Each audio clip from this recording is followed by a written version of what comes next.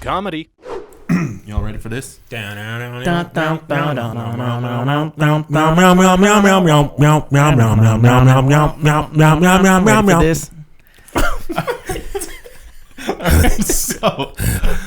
hi, we're Moving Mind Studio. I'm Ryan. This is Sam and Brandon. What up? This week we're talking about viral videos. Yeah.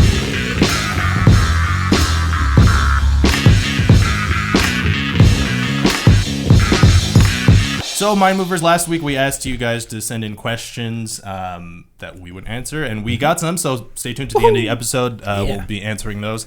The subject today is viral videos. Is it possible to set out to make a viral video? This is something we come across a lot as video creators. If you ever do corporate stuff, you'll be brought into a room of a company, and they'll be like, we want a viral video. And you got to be like, that's not what that means. Yeah. Mm-hmm. They'll be like, we want a viral video for our bake sale this weekend, and you be like, that's. So I want to start by like clearing up what the term viral video should mean. So I want to open that up to you guys. What do you think? Mm-hmm. It's a video where, well, I think now it's more, but I'll say like the million views plus. Before it was million, it might be more now. I don't think million is what it means and like what it used to mean. Yeah, it's nothing, right? It's nothing now. Okay, let's just say it gets like from its release date, like the. Oh man, we don't know. No, bye, guys. I was gonna say like how fast it gets spread. I think like being spread organically. Right? Yes. Like, yeah. Okay. I think to me, viral means that like if we're in a room full of 5 people, at least I'd say 2 or 3 will know what the video or whatever it is. 5 people. Yeah, but yeah, well, if I was in a room with 5 about funny. 4 billion people have seen it. No, but you know what I mean? Like I feel like if it's viral, that means that most people have seen it. Because nowadays, like you said, there's a ton of let's say YouTubers who have millions of views on videos, but I can ask you who this person is and you would have no idea. Mm-hmm. Yeah. So I don't think it means the same thing anymore. I think it just means like when you say something like, I don't know, like I don't know what's new now, dab videos or whatever. You know what a dab is. No one knew what a dab was before, but now you know because it's super viral. Mm-hmm. So I think it's a trend. Yeah, I think it's a trend, but I think most people need to know what it is. Like million views or 2 million views doesn't mean anything anymore. I mean, it's great to have. Glad if 2 million people listen or watch this, please go ahead. Because over time it accumulates. Yeah. So that 1 million, 2 million, you don't know how long it was since it started. Yeah. So I think it's like it's getting those views quickly and like you said, organically. So it's being shared naturally because people actually want to share it. Mm-hmm. So, it's not sometimes like I think you can not easily, but you can get 1 million views on a terrible video just by having an eye-catching thumbnail and the right subject and like hitting it at the right time kind of thing. And it doesn't necessarily mean that your video is viral. It just means like maybe it's well received. Yeah, you tailored it well for YouTube. Yeah. But then like what will that get you? Nothing. Like you're gonna click and then no one will come back to your channel ever again or subscribe or whatever. So yeah, I think like that's the different. I think just the word viral has been taken out of like context? Yeah, I mean, like I was telling you guys earlier, the movie The Martian a couple of years ago, they would upload clips and they would title them on YouTube, The Martian viral clip number 1. And I was like, how you don't know yet? Yeah, you don't know. You can't label something. They're hoping by like labeling it, it's gonna be what it is. Oh, this is viral. I better spread it. Yeah. It doesn't work. No. Well, we have in the past had a couple of videos that did go viral. I mean, it's been a while, but we had a fake. For those of you who haven't seen it, we have a parody trailer of the Magic School Bus that made the rounds quite a bit back in 2012, and in 2011 we had something called "Shit Guys Don't Say Out Loud." They both went viral in different ways, and I think they both hit home with a lot of viewers. And I think there's something for people to be learned from them for people who want to make viral videos. So, like, what do you guys think are good things to include in videos or good subjects to talk about for people who do want to try to like ride a viral wave or something? It's a very good question. Do you mean like in like an organic way or in a kind of spammy way? Like, well, I should know, like if you want to go viral in a spammy way, yeah, like I think you need to question what your intentions are. Yeah. There's good viral, there's bad viral. Yeah. Like there's bad viral where everyone's gonna hate it so much that it's being shared. Exactly. And then there's everyone's gonna love it so much that it's being shared. So let's talk good viral. Let's hope that the people watching want to also make good content, maybe, and that they want to spread their good stuff. Wow. Spread their seed. And I'm guessing we're talking. For those of you who want to spread your seed, which in our previous episodes we have talked about. Yeah, talked about sex. Like for example, I think like comedy is tough to make go viral. Yeah. How were we able to? Let's talk about our experiences a little bit. But I think I think we brought it up before. I think comedy has definitely changed from what it used to be online. It's like sketches are much harder to get viral now because of things that, I mean, Vine doesn't exist anymore, but all those short video stuff. And now I think nowadays it's not necessarily about quality in a sense, not to really diss anyone out there, but I think there's like a lot of diss people. Yeah. I think some people out there. I think a lot of them are predictable now. All these like little Instagram videos or Vine videos, it's always the same premise, and it's always mostly features a hot girl who I don't know, does something and she's wearing skimpy clothes. And I mean, that's not the only way, but that's one way. Unfortunately, that people do use it to get viral. I don't know where I'm going with this tangent, but I think that is one. It has changed the way that comedy is done now, and it's much more harder for, I don't know, people like us or other people who are still doing like 3-minute sketches that actually have good concepts and you know, go somewhere. You know, I think there are like a few things that play, like maybe a couple years, like 5 years ago, say, when we had the Magic School Bus happen. I think like what connected with people is we took something that they know and love, the Magic School Bus, exactly, and we presented it in a new way. We combined it with something called like gritty reboots, and so that was like a new and surprising angle. But I think like people have figured out that relatability and like presenting it in a funny way is what works. And Vine boiled it down to like 6 seconds, so that's just everyone's attention span is just like there better be a punchline right away or I'm out. And I feel like what kind of started that trend, and you know, correct me if I'm wrong, if you think about American Idol when it came out, how were like the winners being like presented? Basically people went let's just say the tryouts, right? People did covers of songs that already existed, but when they put a nice spin on it, then people were like, oh my god, this was amazing, and then that person became a star. So when you translate that to video, I mean, what we did for Magic School Bus is took something that already existed that was really old, and we put a new spin on it. Almost the same kind of concept where people were like, oh, this is a really nice way of looking at things. And I think it's always been that concept where if you take something old and you make a remix of it, or you do something with it, it catches people's attention, because not only are we, hitting the nostalgia factor of Magic School Bus, but we're adding our own little spice to it, which people are saying, this is nice and refreshing. I think that's a good point. I think those are 2 points. I mean, if you're trying to make something go viral, which is hardly impossible, but hardly possible. Hardly impossible. Hardly possible. I think those are 2 things that you can look at as nostalgia, because people love feeling nostalgic, and relatability. It's like a comedian doing stand-up. When he says a joke to you that you have to think about, and you're just like, oh my gosh, I actually do those things, and that's usually when they get the big laughs. And I think that comes down to making good comedy videos. When you make the person be like, oh shit, I fucking do that, and that's what, and then you share it to this person and share that. You remember when I did this and that, blah blah blah. And that's one way of going about it. Once again, like I said, it's that formula I think worked a lot better back when YouTube was first starting out, but now it's different. And it's almost like people like sketch comedians have run out of like relatable things. It's true. They covered every single stupid thing that they're branching out to things that no one can relate to. Well, that's why you jump on what's relevant today, what's in the now, because you just work on that, because if you don't do it right now, then in a few weeks it's going to be gone. So everyone's got to like keep up to pace with what's going on today. So I mean, the elections happen, so now everyone's jumping on anything election wise or Trump wise and doing all that, because in a few months, well, maybe not. When it's gonna be all about World War III. Everyone's gonna be thinking World War III. Everyone's talking about World War III.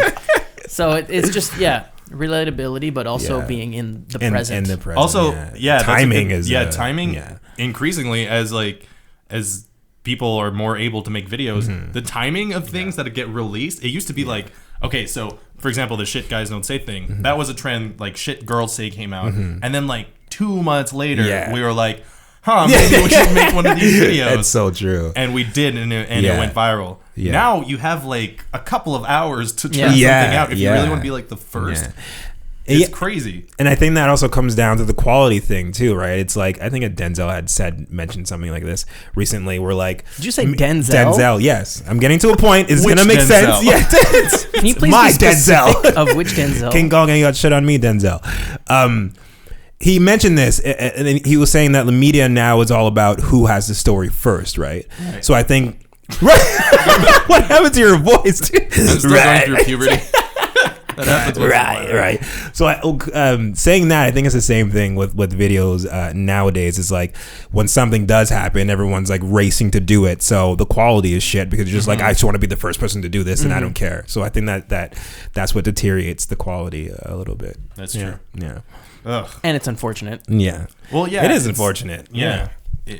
I mean, if we really had the answers, I mean, we would be here. But I mean, there are like we're kind of saying ways that you can set yourself up for it. Yeah. But the fucking internet is so unpredictable. That's the thing too. Is like if you want to go viral, I think, God, like you got to do some things that maybe like you got to compromise your integrity a little bit. We can do.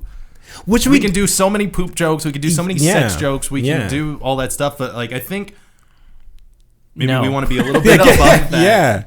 Honestly, like shit guys don't say out loud. I think it was like really funny, but that's probably our least favorite video of ours. And it has the most views. Exactly. Yeah. And people are like, well, you should just do more of those. But like, no, you should do what you want to do. That's the question comes back of like, why do you want a viral video? Do you want it because you just want to be famous and you want to make money, or do you want to like be proud of it? Yeah. Exactly. I would rather be proud of a viral video than to just say like, hey, I did this for the fact that it's probably going to go viral. Yeah.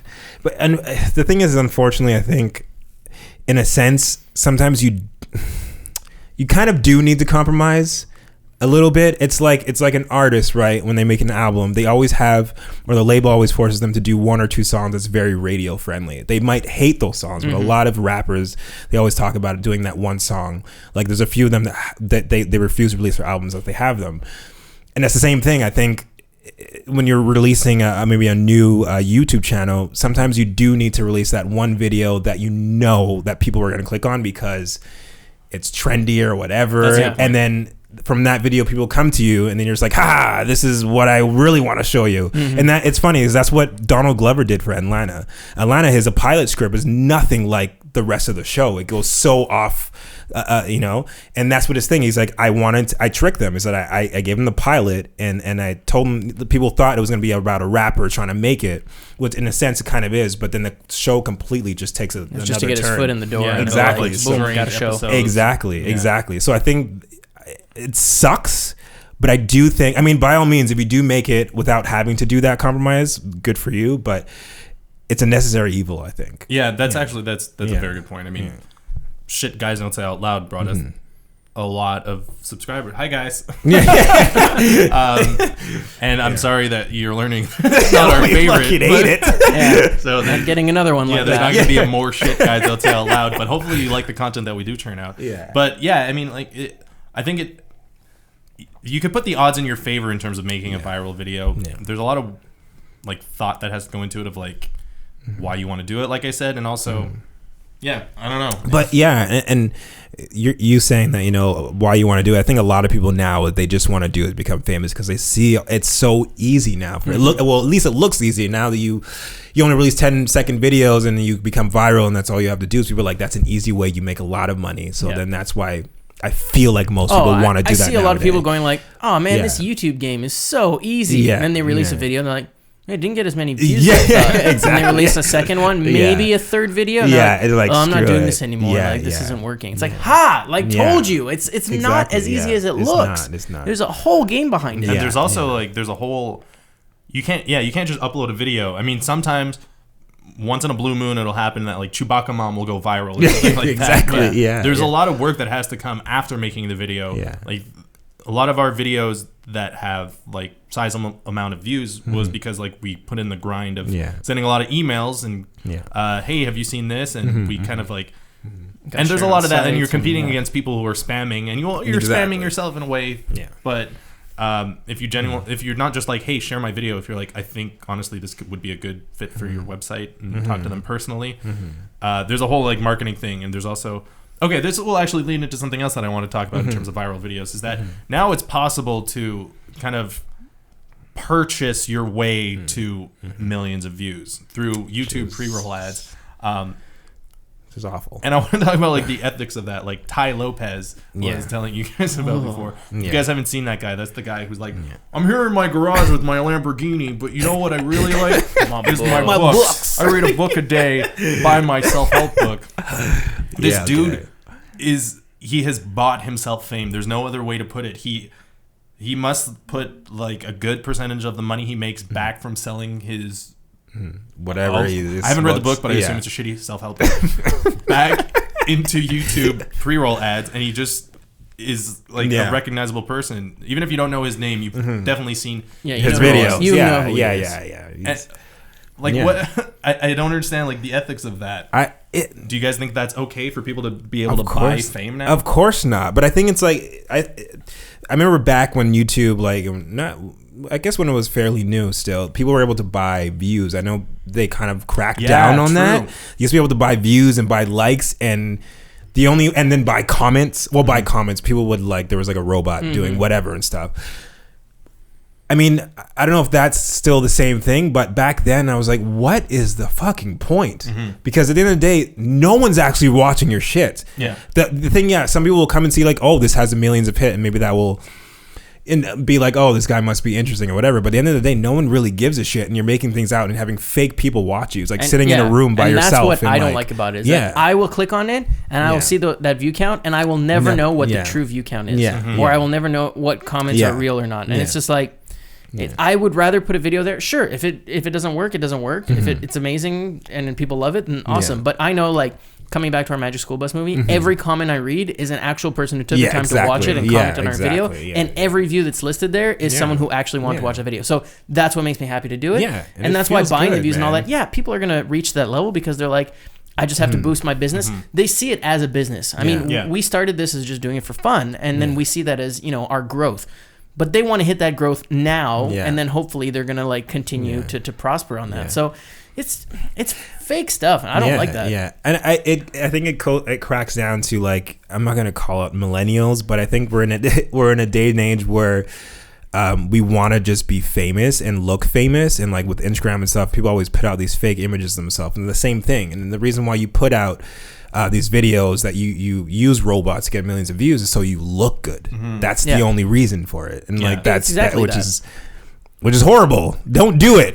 I think there is a practical use to like not buying pre-roll ads or something, but I think like first, if you have a quality video that you've put the time in, you made a good video, I think it's okay to invest a little bit in like a Facebook ad, so that it'll appear in their feeds and they'll be able to choose if they click it or not. And that's just to differentiate yourself from, I don't know what the stats are now, but a couple of years ago it was 100 hours of video uploaded every minute. So how's our 3 minute sketch going to stand out? If we put $50 and then the people who like our page and their friends, and hopefully that'll launch into them sharing it. It's just putting the odds in your favor. But forcing someone to watch your video as a pre-roll ad, fucking ridiculous. But I think that's another part of the game. Is you're marketing yourself when you're, in a proper way, when you're paying for ads. It's another thing you have to do. It's like if you had a manager, they'd be marketing you. They'd be putting you, trying to get you here and there, and that's what you're doing for yourself when you buy these ads. There's nothing wrong with that. I don't think at all.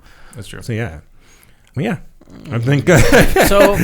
It is possible to fake a viral video, but there is always the possibility of you actually posting a video and it becoming viral. Works. You just don't know what'll work. Until you try it. So what would be, you think, like the three?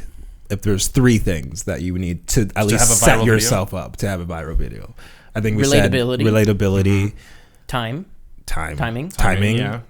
and sex appeal. I mean, sex appeal, boobs, penis, boobs. I would say quality, but that's so not true anymore. Yeah, I know. No, it's It's just not. like a dude.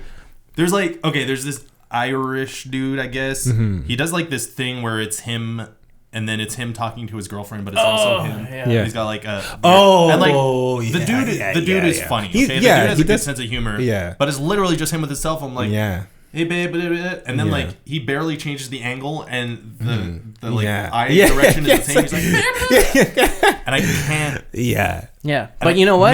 Millions can. Yeah, that's the thing. Yeah. And that makes me wonder, like, are we just assholes that we care about quality? Yeah, do people not give a shit about quality? Is that? I mean, hey, good example. I'd say we just changed the background recently from a white wall. Why? Fucking time to do this because shit. we wanted quality. Yeah. Look at the quality. Will people care that we changed our background? I don't know. But I think what's important is that when you do stuff that actually has quality to it, I mean, the right people would care, and that's what the good thing is. Like, people will approach you, be like, "Hey, can you make a video for? I mean, a big company or whatever, or someone will sign you to do something." That's if you want to do that. Yeah, right? if you do. But if you're making these little crappy, they're fun because they're these little cell phone videos, but put you in front of a studio and have to actually create something that's going to be appealing for TV or whatever. You can't do it. But some people might create something and write it for you and just use your face saying, hey, make one of those videos. Which is very true. You know what? I blame it on, like, not necessarily TV, but it's like, I'm trying to say, like, it's like YouTube has become this thing where, like, a lot of like TV stations and stuff have realized how important this internet thing is, this internet, how important we are. So I think that everyone's just trying to just be these big stars. So whatever. Anyway, I don't know. I just think, like, in the end of the day, just do stuff that's quality things, and, like, so you're proud of it at the end of the day. It's like being a movie star who does these shitty big, action movies but don't really like it. But in the end of the day, like, sometimes you just got to do it. Do what you love. Yeah, but do what you love, man. That's all that counts. Yeah. And don't steal people's content. Don't. Yes. Oh God, don't steal that. Yeah. Like our Kobe video. Yeah, just talk about that for like a quick minute. Like, that's a new way that things go viral. Yeah. That we learned last year is people can just steal your content and share it, and it'll go viral without your name. Yeah. You okay, buddy? Do we want to name names? No, we're not going to name names. Basketball forever. Yeah. But no, we are naming names. Yes, we are. I was just pronouncing my love for a sport. But yeah, you look at our video on our YouTube channel, and it's at like a low number, and then on these Facebook pages where it got shared was at many times that, and they erase our logo. I think that is the horrible part of the internet. Yeah. And if you want to get traction on your page, don't do that, because well, they got in big trouble. Yeah, their page got sinking. Well, yeah. Anyways, a couple of them. Yeah, got in trouble. Yeah, some people got away with it, but then we shut some people down. Yeah. Anyway, the law. But we're gonna. You got something to wrap up the viral thing? Or? No, just what we said, man. Just do what you love, and that's it. I mean, it at the end of the day, it's like, I think we also, I'm starting to get into a big thing, but we live in a day and age where we want things really quickly. But that's not necessarily like the best way. I think it takes time to build quality stuff, and you'll be happy at the end of the day when you actually do get big while doing something you love and actually has quality. So that's it's fine to want to be famous. But it takes time. Don't try to do it quickly. It takes time. All the people that clicked on this video hoping for like a secret for making a viral video are like, well, these guys are just. This is bullshit. But you know what? There's probably a few people who are trying to do it the easy way. So maybe we convince them. We slap them silly. Yeah. So let's quickly go to the question. We have a question. Yes. So we have a question from the Danocracy. He's a good friend of ours, and he's going to kind of kick off this question thing that we have. And you guys can send us questions to movingmindstudio@gmail.com, and about we'll anything. answer them. Anything. Literally. Keep it short and sweet. So here's Dan's question.